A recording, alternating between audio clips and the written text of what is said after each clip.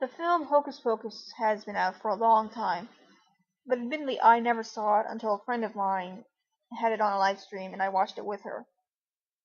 And until I'd seen it, I thought anything I'd heard about the movie was kind of like exaggerating it. Um, I'd seen some parts of the nostalgic chick reviewing it, and I believe she was again exaggerating just to make a comedy. So when I found out that Disney actually made a movie that hinged on a young boy's virginity, I was astounded. I could not believe this. I still can't believe it now. It's 2013. I still can't believe this movie was made. Ugh. No, I'm not saying there's anything wrong with this. No, God no. It's just a huge surprise that the main plot point for a Disney movie is a boy's virginity, and he's not. No one shuts up about this. His little sister makes fun of him. Everyone makes fun of him because he's still a virgin. Even the last lines of a movie is poking fun at his virginity. And this kid's what, like 13, 16? My God. How did that get past anybody? Even if it wasn't a Disney film, I'd have trouble seeing this was real. Considering this is a kid's movie. Oh, Jesus. No, with that out of the way, it is an enjoyable movie. It's pretty normy, it's pretty corny, but again, this is the 90s, it's Disney, it was pretty good, fun kind of normy, corny kind of thing. And, no surprise to me that the villains, the witches, are the most famous things that have come out of this movie, including their songs. When Disney does villains, they do them right. This is actually one of my favorite roles from Sarah Jessica Parker. I think she's just not only adorable but hilarious, considering all three of them are just pure evil. Um,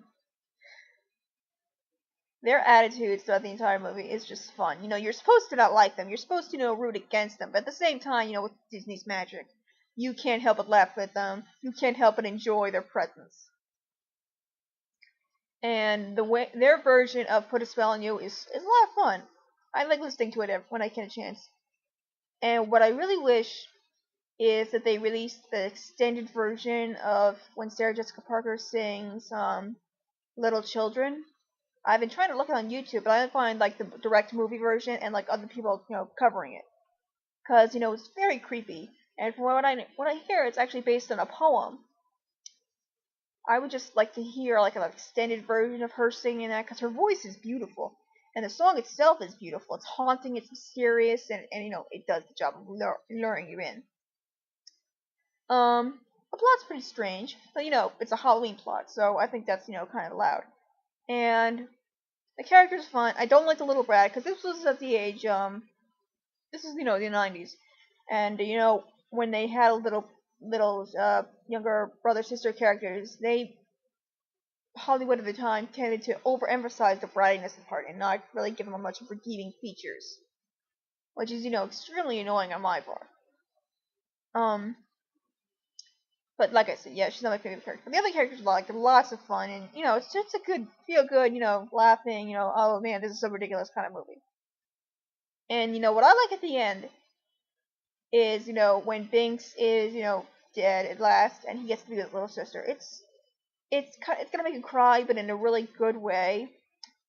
Like, I'm glad he didn't stick around with his little sister to spend the rest of his days as ghosts haunting the family, or spend the rest of his days as cats with the family. No, they got to be together as ghosts and go off into the great, white space, whatever that is. It's a really peaceful ending. It fits not with Disney, but it kind of fits with the Halloween spirit, in my opinion, in that once the holiday is over, life resumes as normal.